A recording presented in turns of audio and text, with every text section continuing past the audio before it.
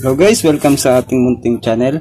Halika't tayo magtanim ng sayote. Hope na may matutunan ka sa bidyong ito at sana tapusin mo ang bidyong ito hanggang sa dulo.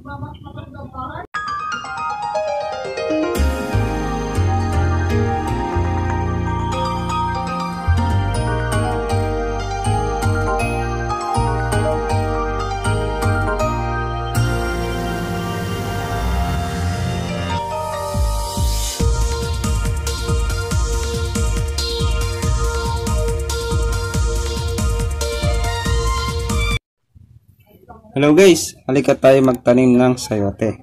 So guys, sa pagtatanim ng sayote is meron tayong dalawang uri. Yung isa guys is germination method na in-explain ko na nung mga nakaraan nating videos. At yung pangalawa is direct method.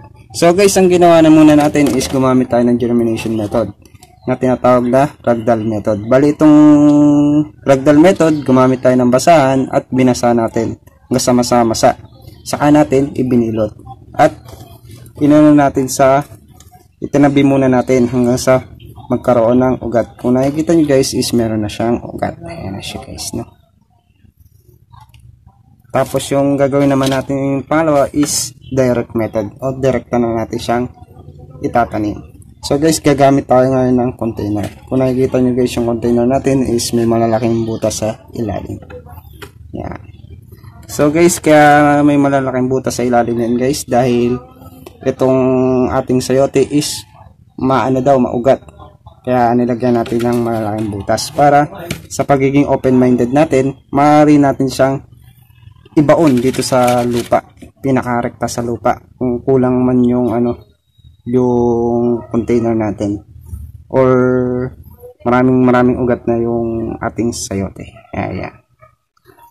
And guys, sa soil mixing naman natin guys is gamit tayo ng coco fiber o ng nyog para yung lupa natin guys is hindi mag-erode o hindi tumagos dito sa ating ating container. Yan.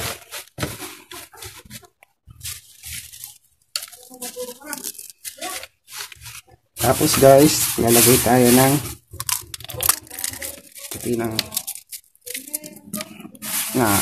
itlog o eggshell.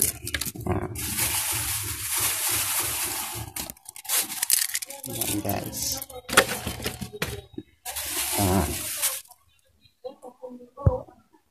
Yan. Katapos nyan guys is lalagyan natin siya ng lupa.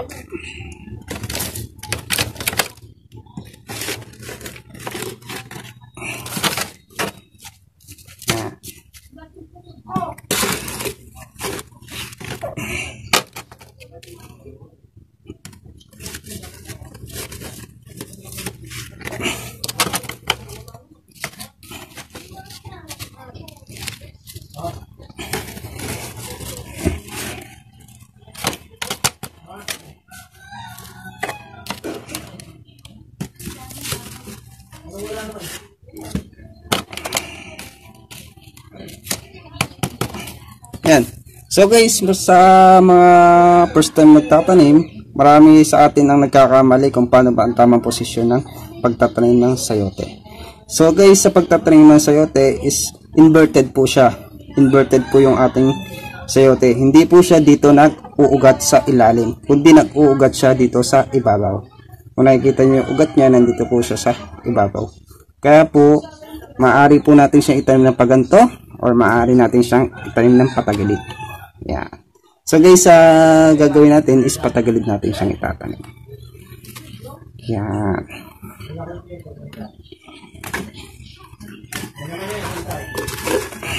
Tapos yan guys is kalahati lang po muna yung ibabaon natin dito sa ating sayote.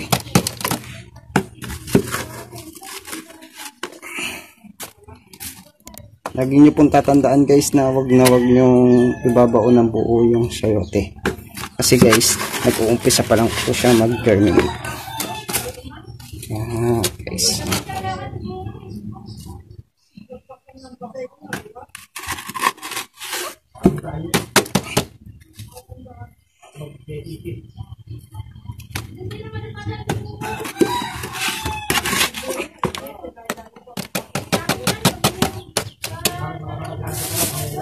Yan po guys, nakikita nyo.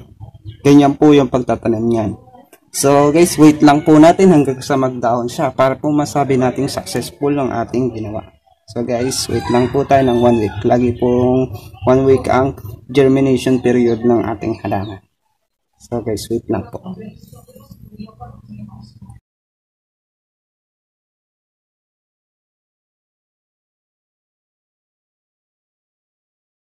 Hello guys, kung nakikita nyo is 1 week na tong ating sayote. Makikita nyo, masyado ng malayan. Yan guys, sasabi natin na successful yung ginawa natin pagtatanim. So guys, kung nakikita nyo yung ugat niya is ito guys, no? Ilang gaano kita. Yan guys, ugat niya. Konti niya, lakas mag-ugat talaga yan guys. Yan. Tapos ito na po siya. So guys, think to remember lang guys is inverted po yung pagtatrim natin ng kamote o baliktad siya nag-uugat. Hindi sa bandang puwitan siya nag-uugat kundi sa bandang ulo. Ayan. So guys, kung nakikita nyo rin guys, itong ating ating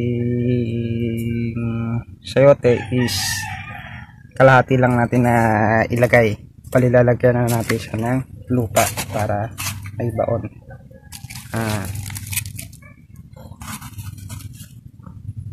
Maganda din guys kung may mga daon kayo ng akasya sa inyo, magandang patabahin guys dahil yun guys is merong nitrogen fixing bacteria na nakakatulong sa ating halaman para maging tumubo na maganda at malaki. So guys, dahil successful na yung ating tinanim na sayote, punta na tayo sa part 2 nito guys, no?